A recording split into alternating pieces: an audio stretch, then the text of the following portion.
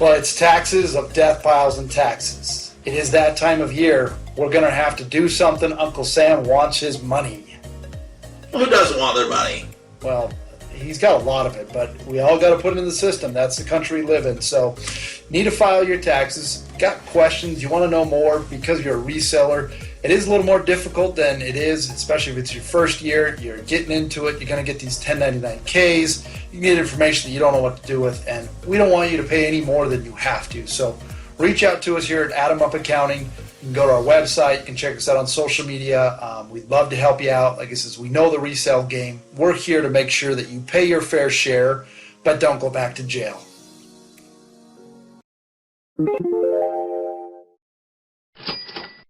Here comes the money.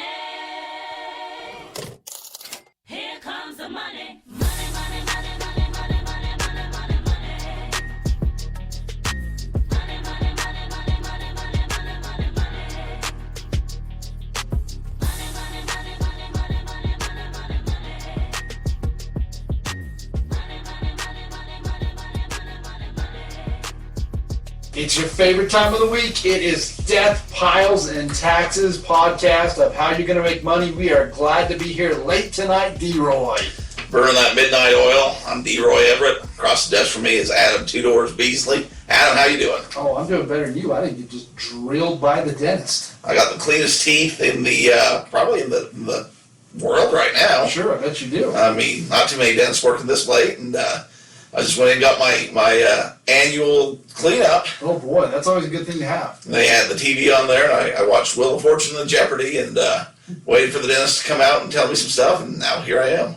So was Ken Jennings, was our buddy Ken Jennings hosting? No, it was some executive producer guy. Oh. Kurt Cobain, I don't know who it was. It wasn't Alex Trebek? No, Alex is no longer with us, Adam. I don't know if you know this or not, but he's departed. I mean, if it was a rerun. No, this was new. Oh, brand new, huh? We got a new champion, if you're wondering. We got a new Jeopardy champion today. Pat Sajak, was he hosting? Oh, he was there. They were doing island hopping, and it was kind of hard to see around when they're...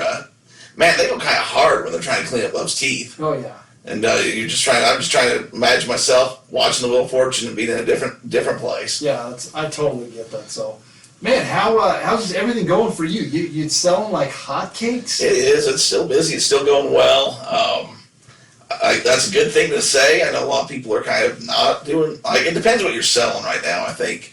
If you're in used clothing, that's probably slowed down a lot. Not so many people going to work and things like that where they need to buy new wardrobes. Sweatpants. You don't want to look cool at the gym buying your new whatever, like you're at home eating the bonbons. But if you're selling cards and collectibles, I'm waiting. I don't know. They're talking about prices on PSA going up again next month on things. So oh man, I gotta get mine out. Get your stuff out. I started doing. I only got set like 5 days. Started doing me a little. I don't know if that's true or not. That's just the rumor. I started doing myself putting together a submission, and I'm like, oh, am I insane? That's why I see the number there about where I'm to. I'm like, am I crazy, or is this going to be a smart move? So smart move. We'll see. It will be a smart move. Also, the wallet was found. Don't know if you remember last week. Yeah, there was a scuff. Well, it wasn't a scuff. It was just had a great Valentine's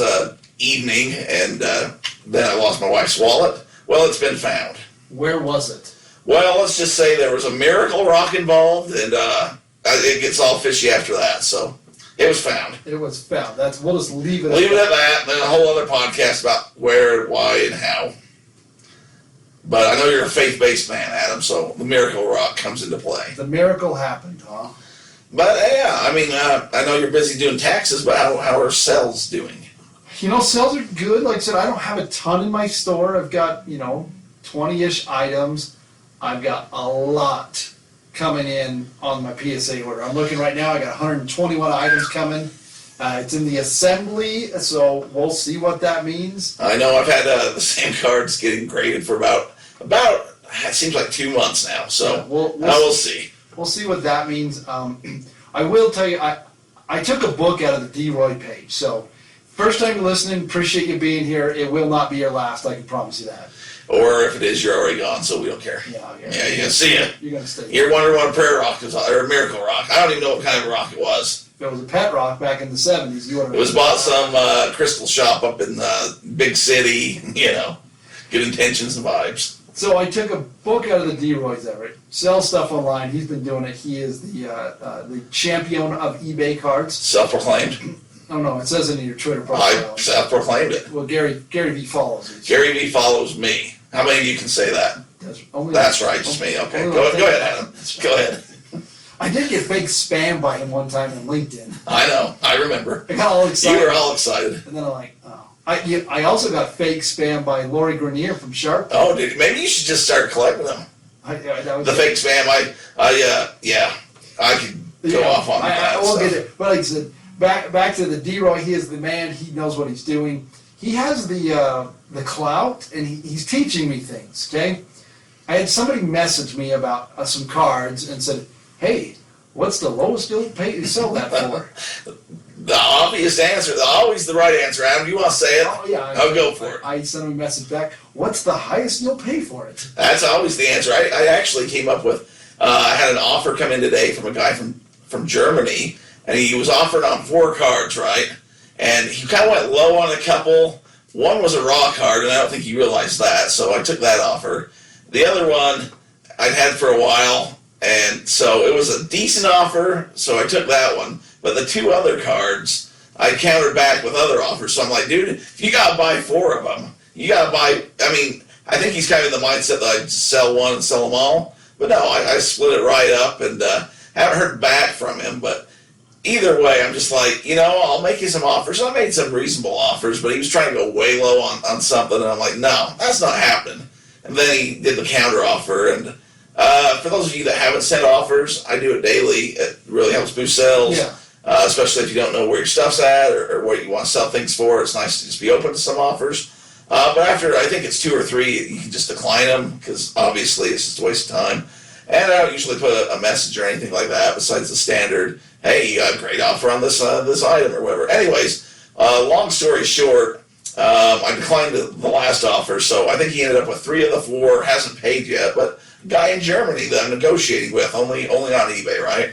That's all you get. So I have this up, and you tell me where I'm at. So I have 5 Michael Jordan cards that came in on the Michael Jordan specials. Which that's the one that's been grading for 3 months for me. Yeah, so I've got this one's cool. It's like a mini Michael Jordan. It's a 9. This is a real common 91 Fleer, an all-star card. This one's kind of cool. It's that and that. And I have it listed, so 5 cards for $199.87. I've got that mental thing. You like that 97, yeah. I like the 97.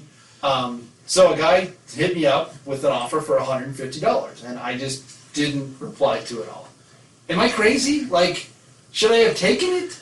I know, it's always hard to say. It's 5 graded cards. You break it down, cost per card, what you're into it per card, per grade. I'm into it. Like I said, this is part of the Jordan special. With the shipping, it's probably $11 a card.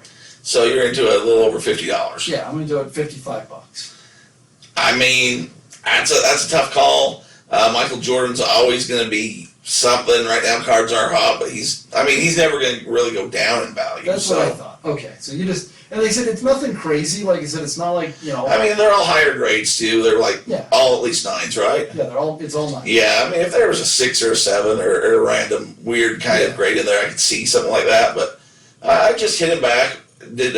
Were you able to make a counter offer, or was it just an offer? No, I didn't know you could see this. So now you can look on there, and I had these offers at 120 and said you automatically decline. He did 130, 140 automatically. So he's just trying to find the lowest place and see. So a lot of people, and I'm guilty of this too, you'll see because we set the auto reject. Yes. So you got 3 or 4 shots to see if you can get right to that cusp of what's the lowest the guy's going to take without asking him. Yeah. And then hopefully you just accept the offer, and then he's probably thinking, I'm going to take those 5, I'm going to sell them all separate, right? I do the same thing. So he's like, I'm going to take those 5 cards, he's selling them as a lot, I'm going to get them, I'm going to sell them individually for, $70 each or whatever he thinks he can get for them. Correct. And for a lot of people, that's not a bad strategy. He just ran into Adam, who doesn't care if he sells them or not. Yeah, I'm just like on the. It's tax season, and you're like looking at him. I'm just sitting on it. I'm just saying, yeah, you know what? I'm going to take D-Roy's advice, and I'm just going to sit on it.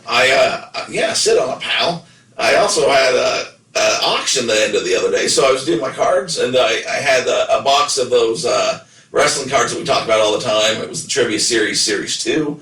And man, I was excited. I thought it was going to go for some big money because they've been kind of shooting up. And this one kind of disappointed and fizzled. I mean, and I said to you guys in the group chat, I said, well, maybe he won't pay. Or maybe he'll want to cancel, right? So he sends me a message saying that my son didn't know what he was bidding on. I remember you saying that, yeah. And so I'm like, okay, cool. And then all of a sudden he's like, no, I want to keep it. I want to keep it.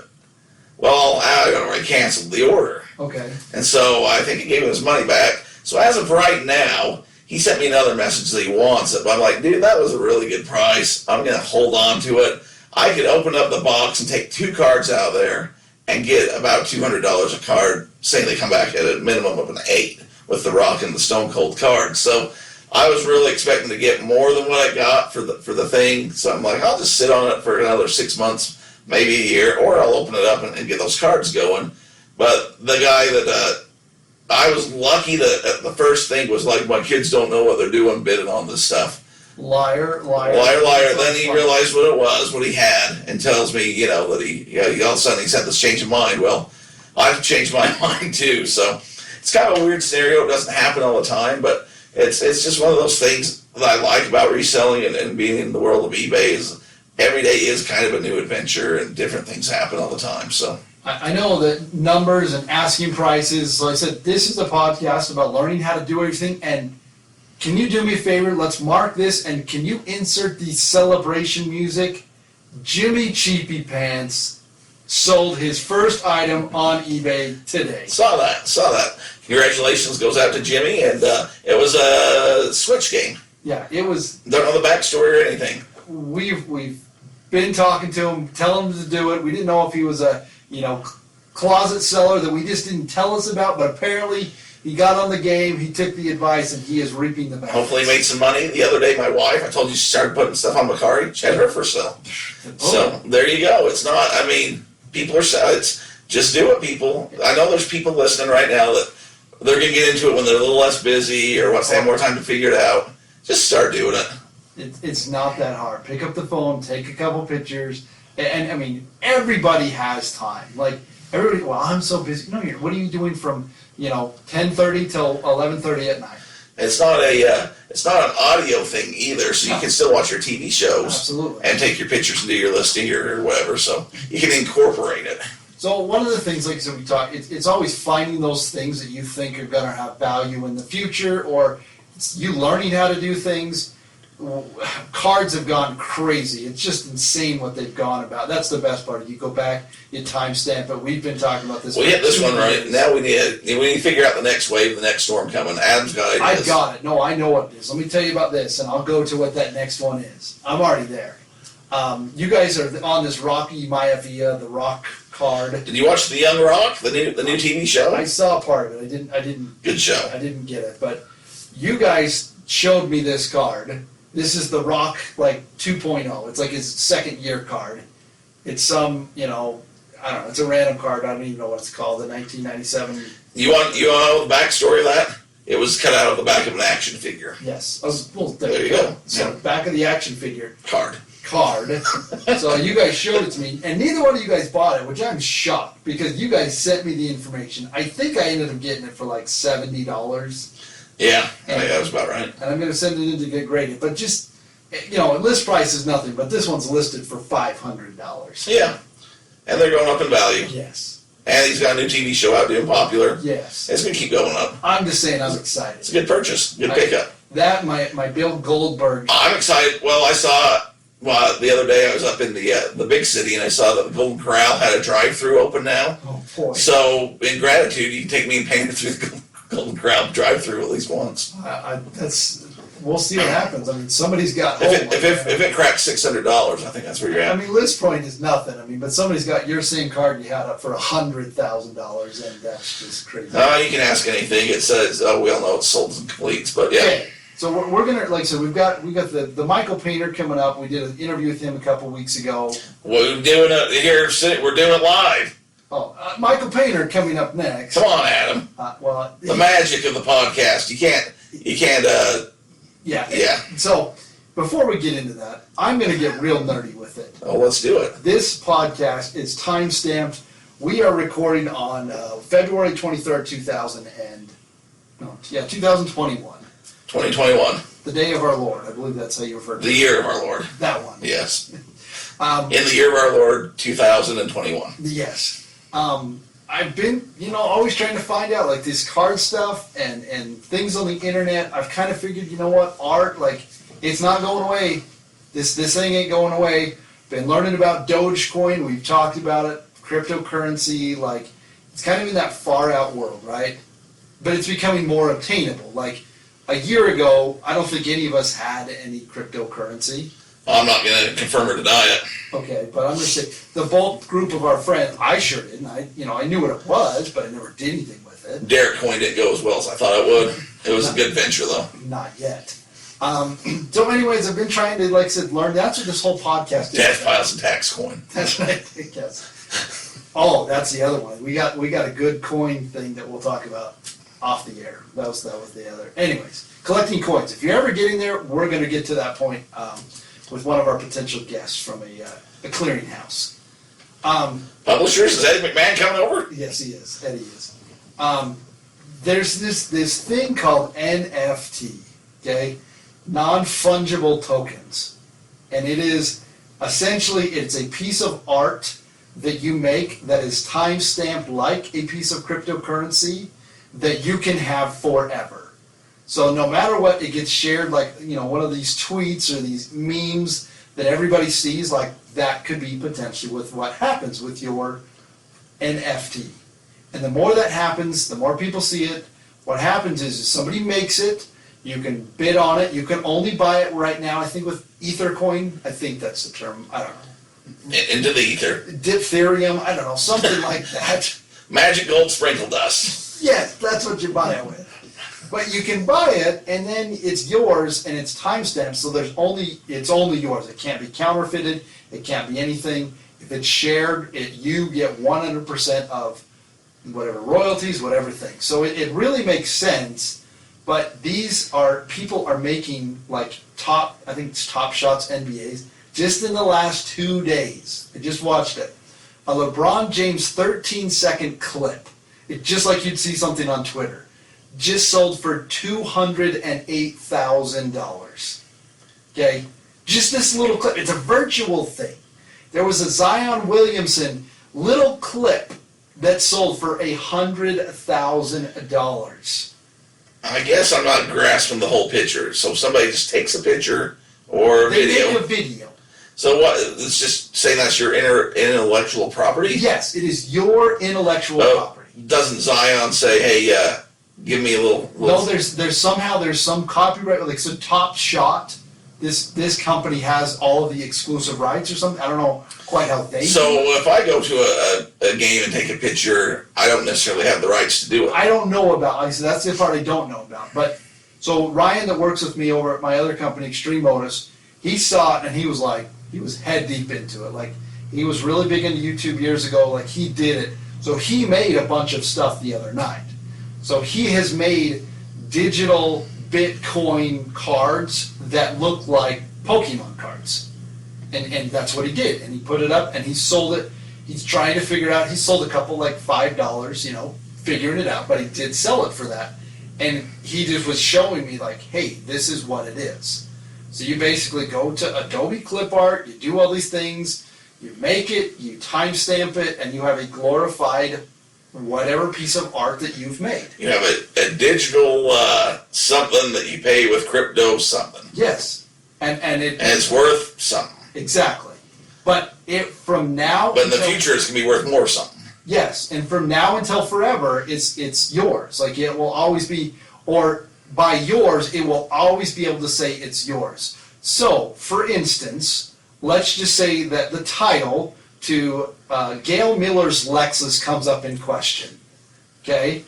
If this were an NFT, that title would have a forever searchable history of who actually owned that particular piece of art or title. Because it'd be on the blockchain. Because it's on the blockchain, and it would say, Larry H. Miller bought this, he drove it with one leg, and when he passed away, it went to Gail, and then it sat there, and then Pelican's neighbor got it, and then Pelican had it. So it's a list. It is. A digital list. Exactly. It is a digital forever list. Forever list. So what happens when you die? That's a great You question. pass it on to the kids? I'm guessing it goes somewhere. Just like all of A chain of custody is developed, or what? You have to wheel off your intellectual ideas I love now? where you're going with this now, because this brings up huge tax consequences. Deathpiles and taxes, IP, Derek Everitt, as of timestamp now, Adobe, crypto. I will tell you this. I'm still working on it. I don't know if it's trademarked or copyrighted, but whichever one it is, Deathpiles and Patent taxes pending, is ours. 2021-ish. The next time somebody says Deathpiles and taxes, they owe Derek 0.13 of a We penny. can just go to Deathpiles and just get that going, because people use that. Yeah, And then taxes, I think we'd have to fight the government on a little bit, but I'm down. So when you say what, and I know it's kind of out, and I get it, but the thing is if somebody would have told you, hey, this crypto thing, it's kind of, I think we're past that point where somebody says, hey, if you should look into this, what does it hurt you to look into it? Well, it's just kind of like a photograph or a picture, like you're saying. There's a copyright to it, so it's just a digital copyright almost. That's exactly what it is. Yeah. It's and no longer can anybody steal your identity piece of property, because it's time stamped with your information on it forever. So all that has to happen is you just need to capture the right picture, have it, time stamped, and have some Hollywood agent or Yes.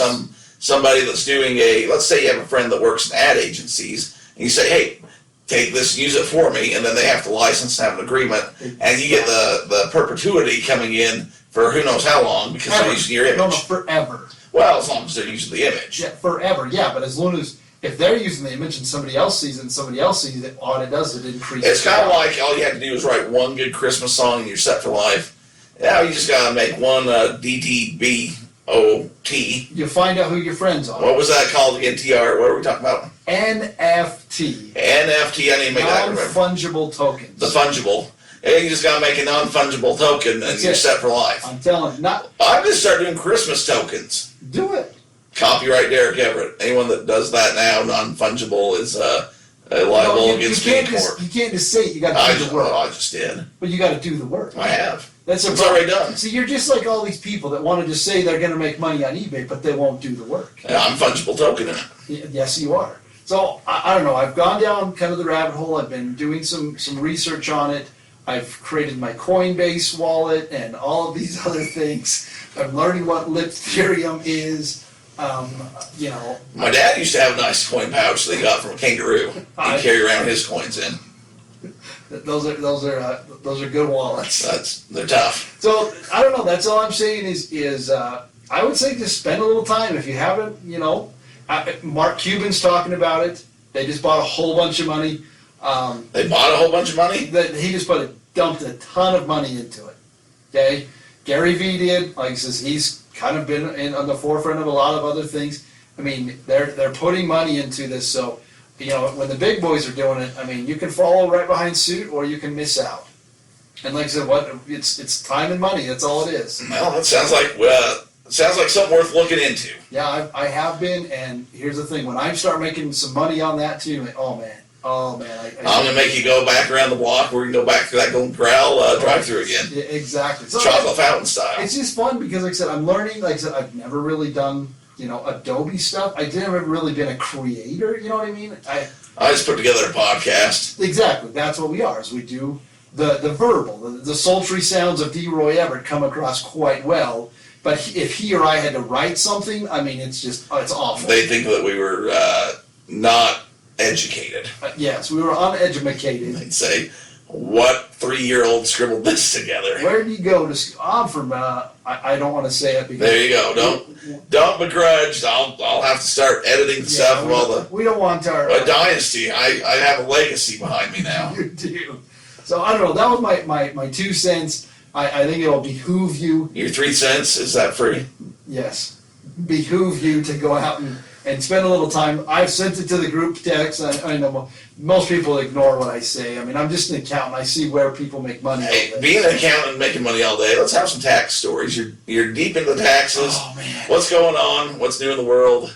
I'll tell you what. This right now, if you are to the point where you have children that are 17 to 23.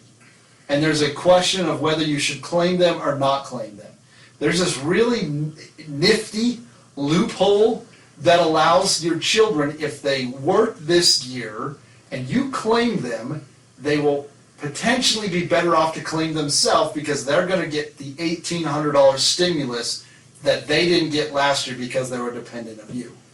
So that and the potential of this next $1,400. So we're talking a potential of a $3,200 swing. So I hope you have an accountant who knows what he or she are doing. I hope so too. Mine's busy making fungible accounts with his wallet coin. I know exactly what's going on with your stuff. You are on the list. After we're done, we're going to the good Chinese place. We're gonna. There we go. It's just walkable. They move over here. I realized that I have to start putting that together because I haven't touched my.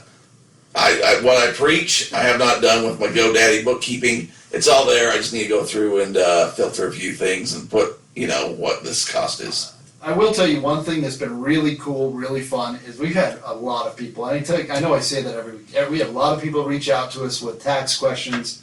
I really like it because, like I said, this is our special community. Like I said, people that listen. Oh, I was going to say ahoy among the pirate ship. We've dropped the pirate ship. Yeah, the pirate ship. We got our pirates out there listening. And I believe the term is Aussie, Aussie, oi, oi, oi to all the new people down in Australia listening in. There you go. Numbers are growing, man. I don't know what you do, but man, you do it well. Well, I have a. Never mind. I was going to go back on that fungible thing, but I'm just going to move forward. It's funny because if somebody calls in and like they want to ask me a tax question that is irrelevant and that they're trying to get free advice, I'm telling them no. Like, sorry, I can't give you that. So if somebody tried doing it, one of my clients says, "Hey, my girlfriend's trying to fill this out." I'm like, well, I don't know. I don't do your girlfriend stuff. But if somebody calls in, I'm doing the girlfriend. If somebody calls in and says, "Hey, I heard you on the podcast," I will talk to you happily for 15 minutes. Yeah, anyone call from down under yet? Not down under yet. We're still getting all over the place, but Adam is international. we are, but He has done. Can I say? Okay. yeah. Oh, you can say. Yeah. Okay, I just didn't in know. front of the program. All right. Adam's done taxes for international basketball stars. Yeah, it's Yeah. fun. A lot of foreign exchange students from Japan. That's kind of where I caught my broke my teeth. I learned how to do Japanese tax. I think it's cut your teeth. I don't think you want to break your teeth. I don't know. I mean, you're the one that was at the dentist. They didn't break nothing. Well, that's good. I was kind of hoping they would for a lawsuit or something good out of it, but I'd start charging them. So I always like the tax questions from the community. Ahoy, pirate, whatever you just. The best way, you just go to the website and say, "Hey, I heard the podcast," and we'll get back with you later on that day. You say, "Hey, I heard the podcast. Adam said he'd do my taxes for free," and then they'll call you back and say, "I'm not going to do them for free. We'll answer your questions." False. Derek will pay for them. Hey, I'll exactly. Offer still stands. If you have thousands of dollars that you can just give to the government, and I'll pay for Adam's services, and I'll just take that extra $15,000, and or up to $1,000. Up to $1,000. Up to $1,000. That's Derek's standing offer. His point. So no, it's been tax season has been really cool. A lot of people are doing what they're refinancing their homes. I mean, interest rates are at rock bottom. If you have that opportunity, I would refinance your mortgage, get rid of that PMI. A lot of people, they don't even know, but you can get rid of those things really, really easy. Yeah, we did that ourselves this year, and I'm kind of confused. We did the refi, went through all that. Now my loan's been sold. Apparently, is what we're looking at. Which they told me it wasn't going to happen, so I sent them a nasty tweet. Adam backed me up. I got it. And anyways, it's just more of an inconvenience because I got everything set up because they made a big point about we don't sell loans. But the point of the story is we were able to shave 7 or 6 years off our house, thousands of dollars. And I'm no one special that just does a podcast on a pirate boat here in Utah. So I wish I had a mortgage company or something to refer you to that would give me some money. Google it, find you some rates, but they are starting to go up a little bit too. Yeah. So jump on it. But yeah, we went up 15 years and dropped a little over a point, I think. Interest on. Derek is well ahead of and our PMI gone. That's saying everything. There's a lot of things going on in that realm. I know it has been the pandemic, and there's been a lot of people that have been affected. But man, I'm telling you, it's been record 2020s for a lot of people.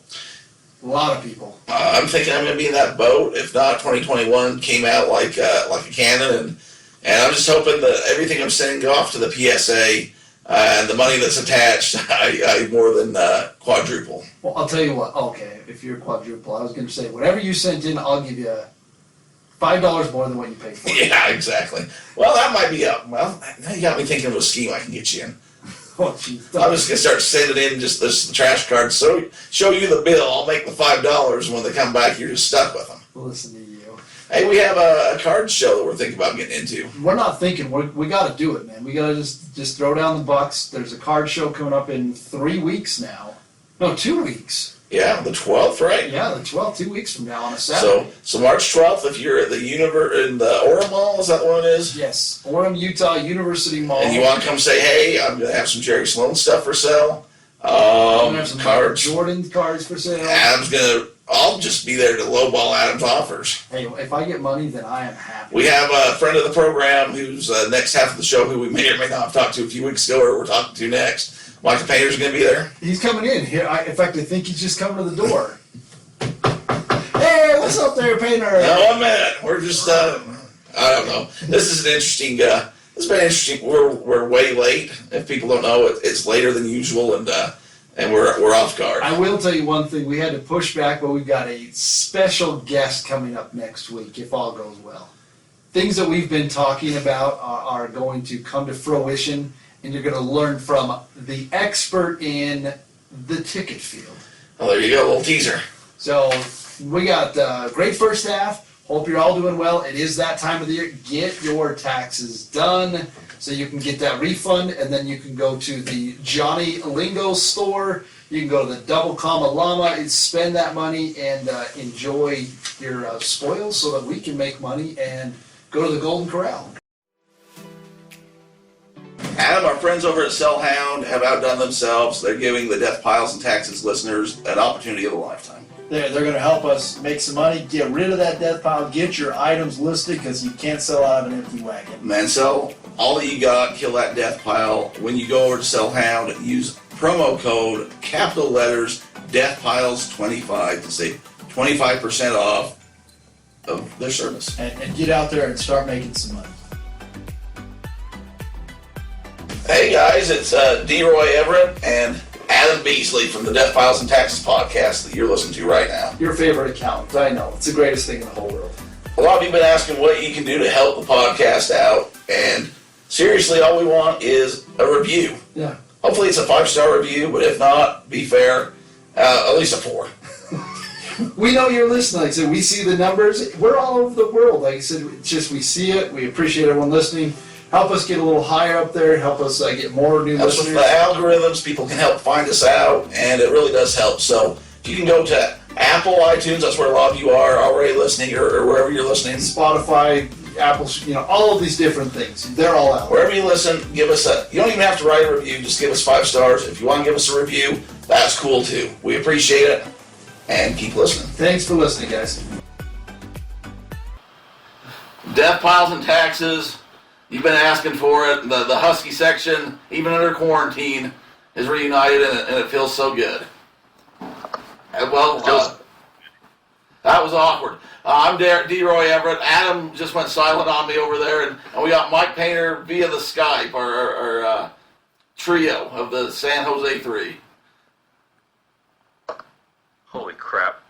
My computer just weirded out on me. Okay, here we go. I'm here. All right. Well, we're off to a stellar start. But how are things, Mike? How have you been? I've been well. Yeah, I think we had a little bit of run-in with the plague. Like everyone else has had some sort of run-in with it. But family's doing good. It only really affected my close family for a day or two. My wife had it for a few days and was sick, and then I puked my guts out one night. But after that, I've been good. So. We're okay. back on the green side of the grass, as they say. It's always a good day. Well, I thought we'd bring you in here and talk a little cards, give some updates. Since we had you in here last, you sold your Hogan card when you were here live on the air. Yep. Adam's having to do. He's just not feeling it yet. I thought that we were stopping that at the first of the year. Oh heavens, no! No, we do the do, but we're trying not to be so husky, is what I'm He's doing. doubling down. He's on the cabbage. I got the grape aid. The purple drink, as they call I it. just poured me a Crystal Light. Crystal Light's the way to be. The Hulk Hogan card, you live on the air, you were cursing it up. I had to, talk with the SEC about it and several other people just to tell them I'm sorry. But since then, what's been going on in the world of wrestling cards, specifically what you've been after? Wrestling cards have been crazy, Derek. I know that you've been following it. I think Adam's even started following it a little bit. I think at the time, so when I sold my Hogan card on air that day, that was really, it was about $900 higher than what anybody had sold one for at that time. That same grade. Now, I think it's probably that would be selling it short by $500 or $600. Whoa, hold on. You said $900 higher. You sold a Hulk Hogan card for how much money? $1,600. What? Yeah. You sold a single. This is a was this Hulk Hogan himself? Like, was this some kind of service that you were selling? No. You didn't get the pythons with this one. This was just the card. So. Terry didn't bring the thermos over to the house on that one. Yeah. I mean, it was an exciting day at the house because I'd sold the other card, so I had two of them. I had a graded 5 and a graded 6, and I sold the 5 for, I think it was $1,150, which was kind of going mark. It was $150 higher than what it had been selling for. But then I listed the 6 just to see, and I put some crazy number out there. I want to say I put $3,000 or something like that on there just to see, get people talking, and started getting offers on the show that night, and one thing led to another, and it ended up selling for that, if 16 or 1650, I can't remember what the final number was, but generally they'd been selling for in that 1,100, 1,000. That was the range they were selling for at the time. So I thought we were doing extremely well, and we did. I don't have any regrets at the time, but I sure wish I had that card back right now. It's always that, do you sell it, or what's the saying? Would you rather have 2 in your hand, or 1 in your hand, or 2 in the bush? Is that the right saying there, Painter? You're the shooting guy. I think that's what it is. Something about 2 in the bush. Yep. We don't know guns like you do. Yeah, I mean that's the thing though. I mean, it's if I wouldn't have sold it, then I'd have been kicking myself in the butt, right? All of a sudden the cards just tank off and missed an opportunity. I mean, I was happy with it. I made a lot of money off of it and ended up investing back into more cards, and that's turning out to be pretty good as well. After I sold that Hulk Hogan card, I actually listed the Ric Flair rookie card after that, shortly after, and I listed it for a high amount. I want to say I listed it for $2,000, and I ended up getting $1,700 for that, which was just crazy. $1,700 for another card?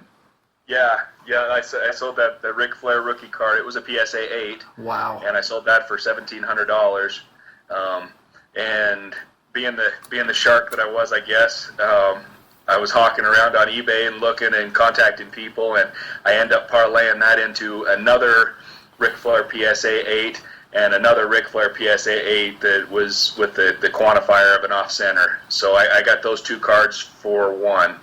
So and I have those 2 listed right now at a very high amount. So do you want to give out any trade secrets on how you go about finding those cards and doing it, or is that something we're keeping close to the vest? It's dealer's choice at this range. It was a trade secret before everything started taking off and the prices just got crazy on those. I think the best thing to do, and you guys, I think you've kind of talked about it before, know what you know, I guess. Research some cards, research where there's opportunities, set your alarms or whatever they call it, the notifications on eBay for those products, and jump on. If you got 5 minutes, you're at lunch or going to the restroom, everybody takes their phone to the John, look and see what your notifications are, see if there's opportunities. And a lot of times people are asking, for offers. You can give an offer opposed to just placing a bid or just paying full price, and sometimes people are willing to negotiate, and sometimes they have more than what they're just listing. Gives you an opportunity to, kind of prime the pump.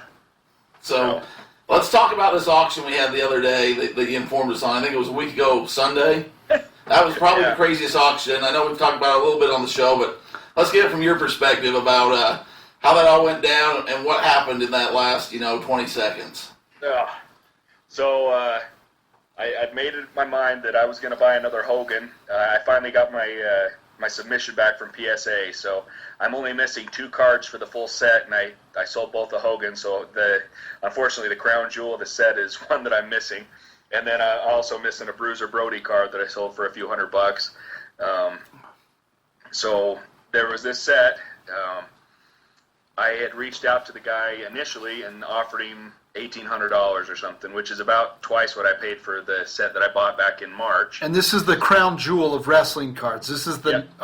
Do we want to say it so people can search it, or do we not? We'll leave it vague. If you really want to know, go find out what the crown jewel is. We don't want to go listen back to the previous painter. I mean, we talked about it there too. It's not it's not a big secret, but you can work a little bit for it.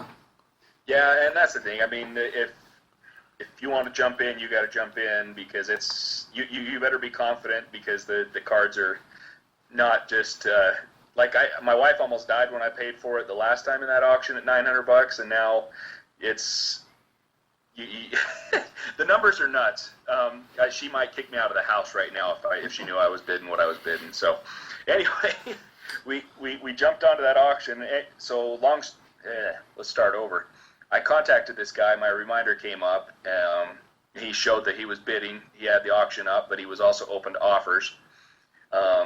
So I kind of threw him out an offer. It was a fair offer, but it was a little lower than what they'd been going for. And he actually had sent me an email response back and said, "Hey, I'll give you this. I'll sell you the set for $2,000." So I was like, "Well, yep, I'm going to do that." So I jumped back on to see what's going on, and somebody had placed the minimum bid, and the minimum bids, they automatically kill all offers that are out there on the table. It just closes them out so the auction can start. And so I was like, well, I'll try to, I'll try on auction day to try to snag this one up. And I text Derek and Adam and let them know that, hey, this one's coming. And at that point, I don't remember, it had already passed $2,000 at that point when I text you guys. It was a lot of money. It was out of my range. We're talking like Lexus type money here. I can't handle that kind of money. And by full set, how many cards were you bidding on at this point? 32 cards. So it was the full set. Yeah, it was the full set. Or no, it wasn't. Sorry, it wasn't. It was a Hogan, an Andre, a Ric Flair, a Bruiser Brody. It's like 6 cards or something. Yeah, I think. I didn't see them all as the set, so I thought it was less, but. Yeah, no, you're right, Derek. It was less. It had all the main players, so all the ones that where you'd be able to recoup your expenses pretty easy. And so anyway, I text these guys and told them and jumped on. They're like, "Well, how much you going?" And I said, "Well, I'm in it for 23 or 24, I believe." And it was down to 10 seconds, and I threw my $2,300 offer in, and it accepted as the high bidder. And 2 seconds later, it was out, and then it just kept. I mean, it was machine gun after that, and I believe it ended up at like $3,800. Does that sound right? Yeah, it was in the high 3s. I remember. It was enough that I had to question the online community as to who did that. Yeah, and all your players, the normal suspects, the usual suspects, none of them fessed up. So. Yeah, I guess we'll find out here in about 8 months when they finally get the cards back. Yeah, and the fact that it went for that much kind of validates what I was thinking. There was the 2 of the cards in there that were the ones that really make a lot of money. The Hulk Hogan card, it looked like it was every bit of a 6, maybe even a little bit better. But the Andre the Giant card, in my opinion, it was the best Andre I've ever seen as far as centering and the clearness of the card. The corners were solid. Those are the things you want to look for when you're looking at cards. I was all new to the centering thing, but that's a big deal. So, I mean, honestly, I think that Andre could go a 6, 7, 8. It'll be really interesting to see where it ends up. So I felt a little bad about not getting it, but not bad enough for that kind of money. so guy paid. Let's just say he paid $4,000 for those six cards or whatever. Say it comes back six and let's just say 6 and 6 on all. Where do you think that puts him dollar wise on the sell? So conservatively, if he gets a six, well, let's say the flare was a 7, because I really don't see too many flares go too low unless they're beat up. So if you say a 6 on the Hogan, he's probably getting $2,500. A flare at a 7, he's probably getting $1,500. And then the Andre, if it's a 6, that one's hard. I sold a 4 for $700, but you don't see many higher than that. I would think he's probably $1,000. Now, if you were to have got them and had a complete set, where's the complete set at right now in your mind? Yeah, in my mind, if the complete set's there, and if I have the main cards are high quality, if the Hogan, for some reason, if I could pull a 7 somewhere or better, with my flare at an 8, and if I got a decent Andre, Dusty Rhodes, all those, I want to say 15 is probably realistic. That's 15,000 for those of you who are catching these numbers. There's a lot of zeros behind these numbers now. That's more than I've ever spent on a vehicle in my life.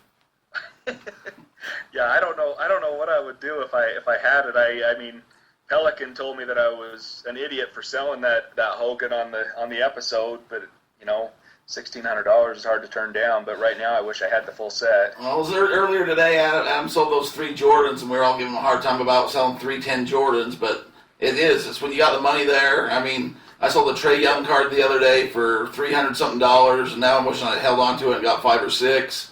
But you get that offer, you get that real money there. It's easy to sit on the sideline and tell somebody what to do. But when you get that offer, and you were record, I mean, you set a new record for a couple weeks, if nothing. I mean, how do you turn that down? Yeah, no, that's what I said. I told my wife, I was like, I cannot turn this down. Just it would have been silly. I mean, the numbers that they were throwing out. In hindsight, obviously, if hindsight was 20/20, hell, we would have bought 50 sets when we were. Yes, exactly. Yeah, we'd been on that Bitcoin wagon, and we'd be somewhere in the Bahamas recording this right now. That's right. Here's my problem is everybody will give you their 2 cents, okay? The last time I threw it on the text group for our buddies is I had the Luka Doncic's rookie card, the Don Russ, that, I got offered $800, and all of you guys, no, don't do that, hold out for $1,000, and 3 days later, the card dropped, and I couldn't sell that card for $400 today if I wanted to. I might be able to get $350. So everybody tells you something to do, and it's bottom line. It's what are you going to do to make the money on that card? Yeah. No, I'm sorry if I told you to hold on. You did. I certainly did. But he just hit that big shot in the playoffs at the time, too. If you remember, he had that triple-double buzzer beater, and his stock was through the roof. So, but it's interesting as we talk about that, and I've learned a lot from that money that, it's all about population. It's about how many of those cards are out there. And this is it's a newer card. It's a 2018, and it's not like the high-dollar optic. It's the lower, it's a Don Russ. It's a base card.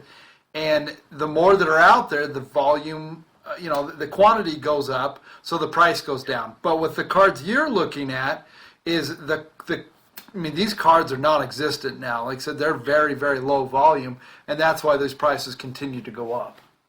Yeah, they're definitely more rare. But I think you made a good call on your Luka still, because I think that guy's going to be the man. Give him 3 or 4 more years, and I think he's going to run the NBA barring a ACL, and you're going to make some coin on that card. I hope so. I've got a lot of cards coming back. I've got a substantial investment, and I spent some time yesterday. I got called out on the podcast or a text message group saying, hey, he's only got this number of cards on there. So I went home. I spent Sunday, I spent my Sabbath, spending time with my kids, listing cards. Put them to work like the Lord intends. That's right. That's right. Earn your Ox keys. was in the mire.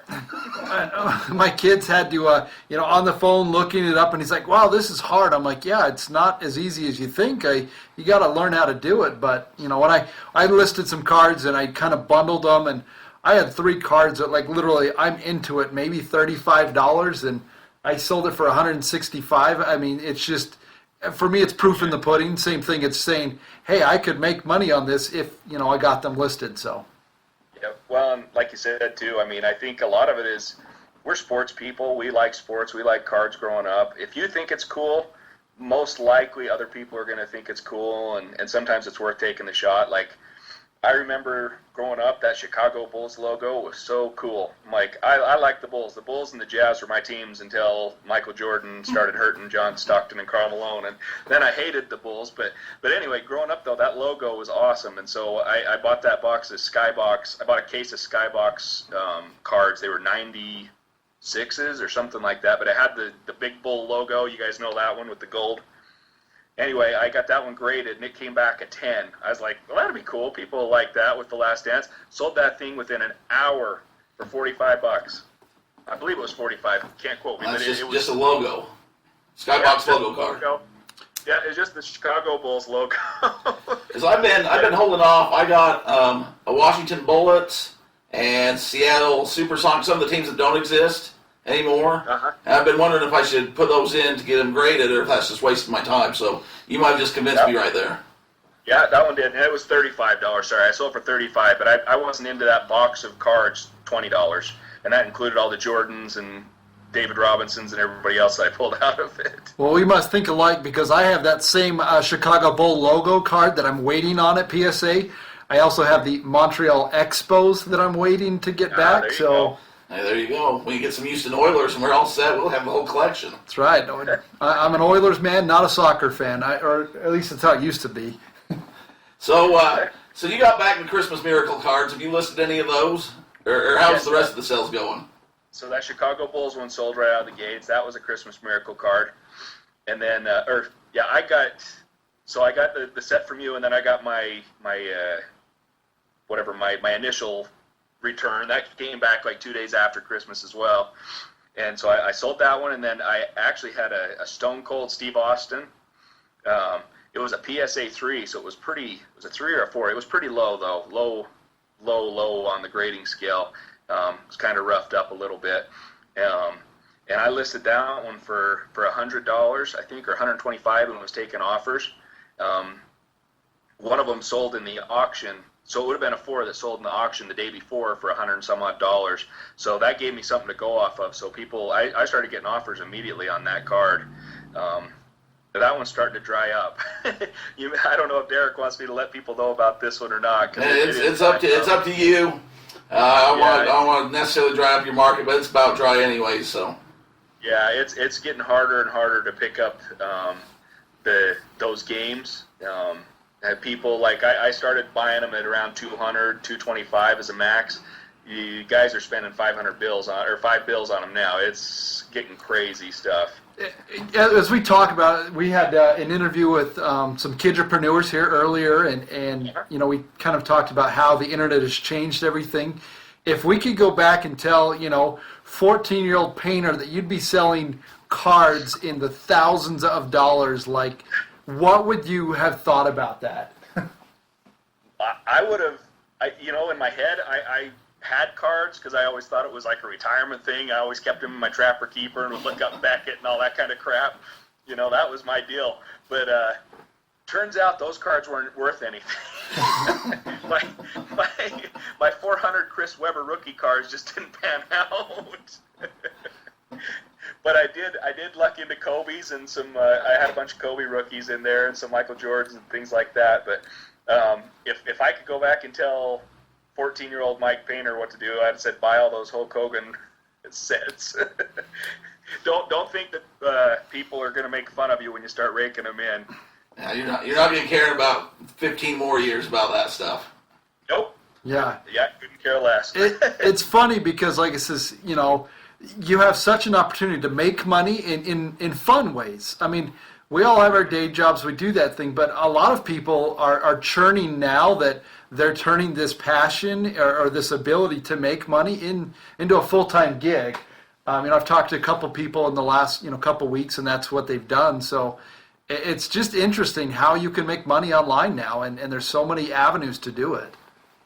Yeah, most definitely. Yeah, I mean, yeah, I know Derek and we were looking at the autograph cards. I don't know if you guys talked about that very much.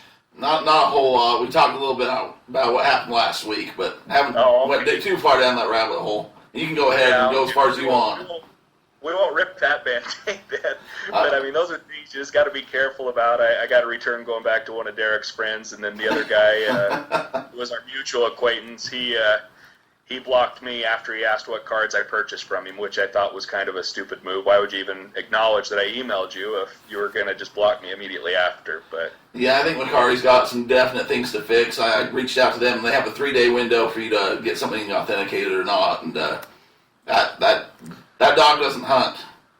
No, it doesn't. Well, you've kind of given us some good information on the cards, and I know that's what we talk about. But as this COVID thing has happened, what are you missing? Like when this thing explodes, where are we going to eat? That's what people want to know in the Husky section. Where are we going to get some of that celestial substance?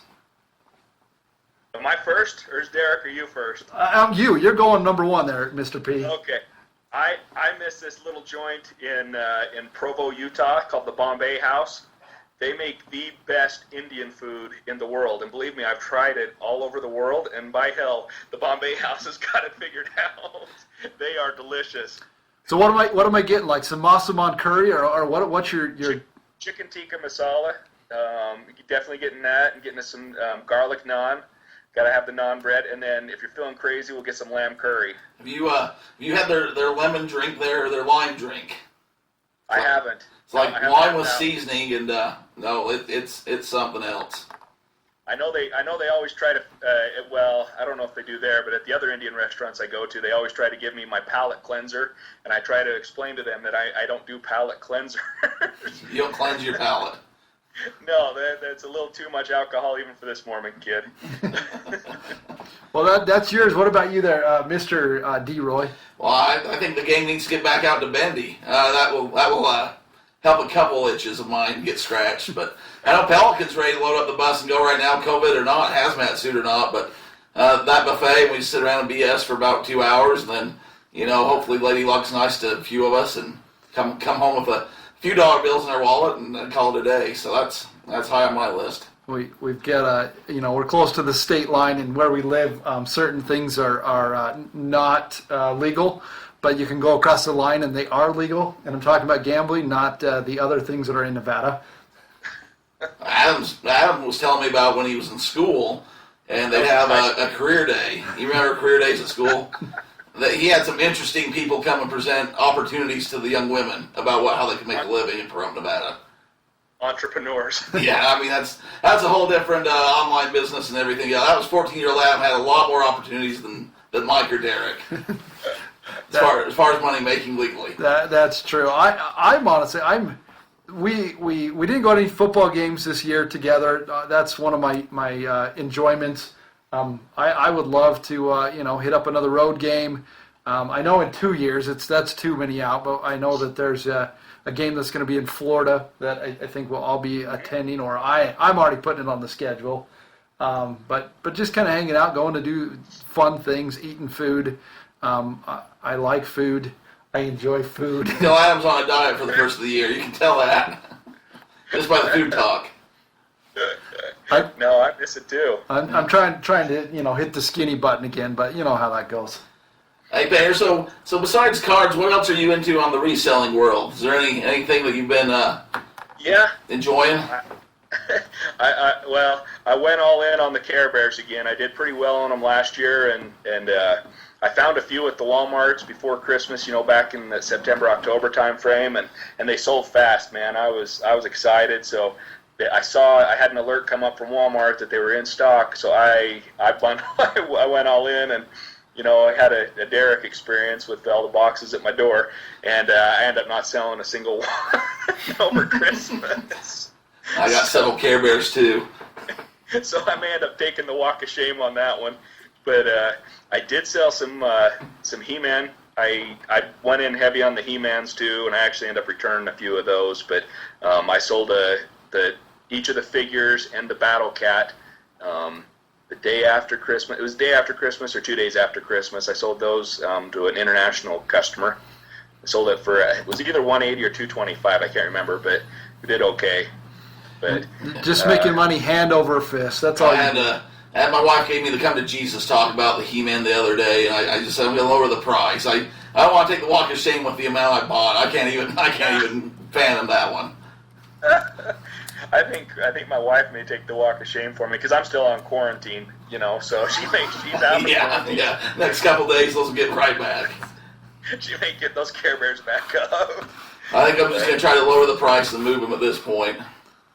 That's all you can do sometimes. Well, like I said, there, Mr. Painter coming in on the update. Last minute call up too. We had somebody else cancel on us, and we went to the bullpen. Well, it's always a pleasure to visit with you guys. Do you have one more minute, Adam? I can ask you a question. That depends. Is this going to be incriminating? No, it's tax related. Oh, okay. People might want to know. All right. So I did a lot of purchasing at the end of the year on cards and things. So obviously I'm not going to sell them the same year. So which year do I add those to my? If it's my cost of goods sold, do I just use that when I sell the product, or do I add that to this year's expenses? Excellent question, Mr. Painter. This is always the hot topic, especially this time of year. And it's funny because people throw around these terms, and it's like, well, what is this and what is that? It's always fun to learn what they really mean. So cost of goods sold is basically items that you have purchased that you sell and what they cost you. It's pretty self-explanatory. You want to get real nerdy with it, back to the accounting days. It's COGS, this makes you feel intelligent when you throw around terms that... Well, acronyms are always fun. Yes. Get back out. But what you have to really look at is those are, it's your inventory. So as accounting-wise, it's like a bank account. You have to bank that item because you haven't sold it, and it's not like an expense. It's not a normal, regular expense like going and buying shipping supplies or different things. So really, all those expenses are built up into your inventory category. So at the beginning of the year, you'll have an inventory, and at the end of the year, you'll have an inventory. And that inventory is only what you've paid for the item. It's not what you've listed it for or what the future potential value is. It's what it actually cost you. So let's just, for instance, say that you had $30,000 in sales. Your profit that you made was $20,000, but you spent $10,000 on inventory. You don't get to take a $10,000 expense on items that you didn't actually sell. Does that make sense? Because otherwise everybody would do it and you'd continue to kick the can. Right. I'm pretty liberal on it for a lot of people because normally we're not talking high dollars. A lot of resellers, we always try to say, make sure that you've made money. Don't go negative. So that's just keep track of it, know what it is, so that we can, again, always book a beginning and an ending inventory number. Does that make sense? Yeah, no, definitely. I appreciate your expertise. Well, like I said, you're going to have a different tax return than your normal year because you have been hitting it hard and making that hustle money. Yeah, I definitely. It's probably not the receipts in the shoebox year this year. We'll see, though. No, and when you get there, don't be like your brother. Like text me on the last minute saying, "Dude, I need some help." You get the Mike Painter card, and we'll give your brother the courtesy of it because he's a good dude. He's been battered and beaten by you guys as a young teenager, making him drag you to concerts that he probably shouldn't have been going to. That's true. And trips to Canada. Yeah, no complaints here. Well, we appreciate your candor coming on this show and opening up there. We got Adam to listen to a couple Pizza at McDonald's episodes earlier in the week. He's not quite down yet, but we'll get him there.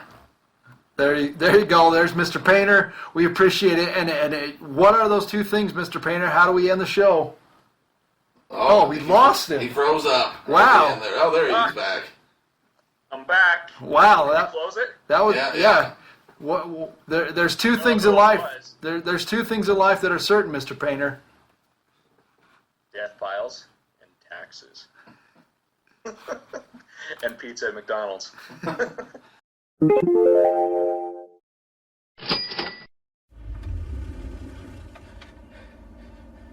Do you really think we should be doing this? It's what he wanted.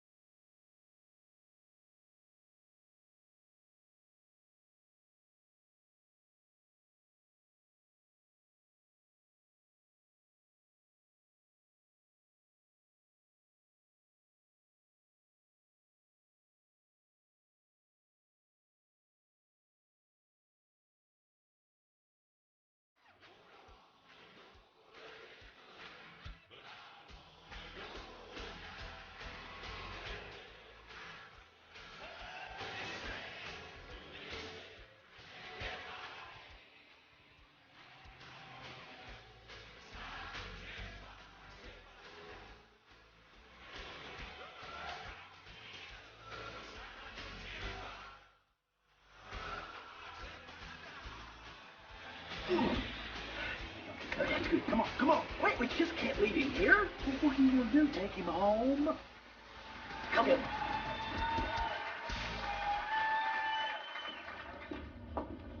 Hey, it's closing time, man. You ain't got to go home, but you can't stay here.